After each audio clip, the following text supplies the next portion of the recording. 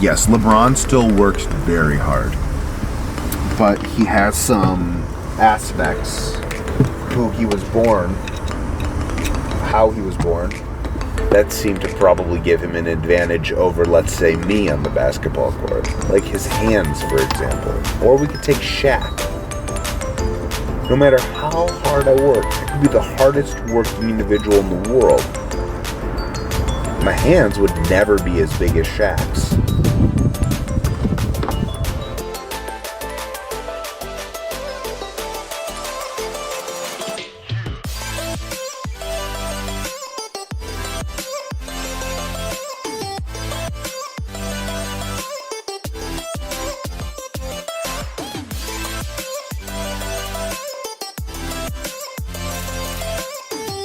Never think about doing it is posting on like Instagram. Like I think I'm just in the moment.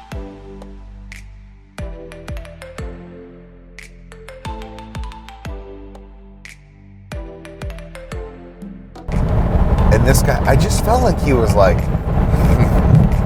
he's like, oh, that's what a friend is. One of his friends was there. He's like, oh, that's what we should do. Go be a speaker.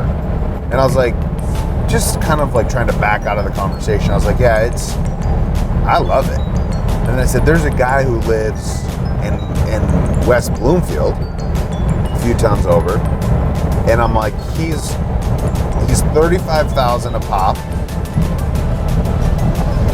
and he speaks roughly 150 to 170 times a year. And their whole demeanor like shifted around it, and they're like, oh damn, that's some good money. I don't know. That was the first real experience I've had with somebody being like, oh, you're a speaker?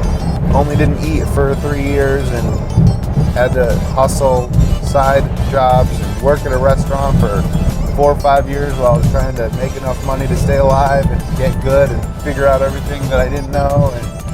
But yeah, other than that, yeah, just real simple. It has nothing to do with me. Like, it's about me, but it's not about me. It's about the message and the ideas and the orchestration and the environment. Is at the end of the day, it's the beginning of the day. And so it's like this little, like in your preparation, your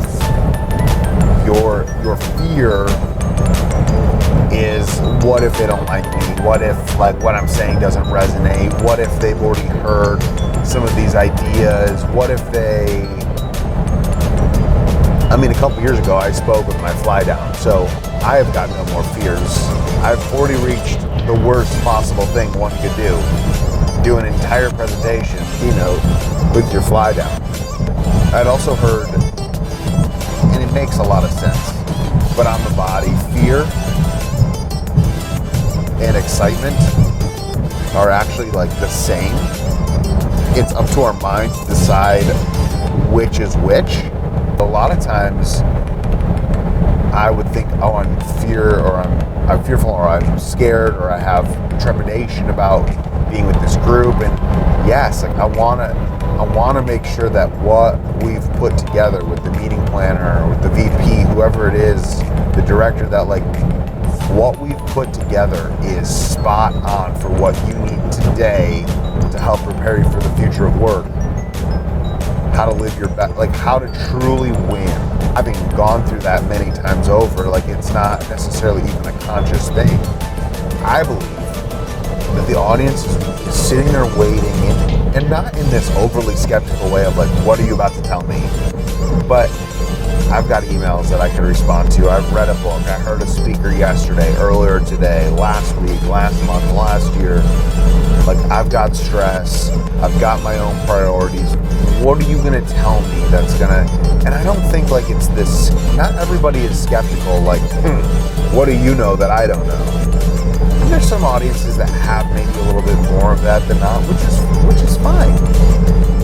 As the professional, it's coming in, and how do you work with the energy, the feel that's in the room? Was there humor?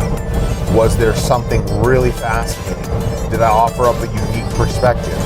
Did the individual get to talk to the person next to them and have a unique learning experience, not from me to them, but by sharing something that's meaningful to them.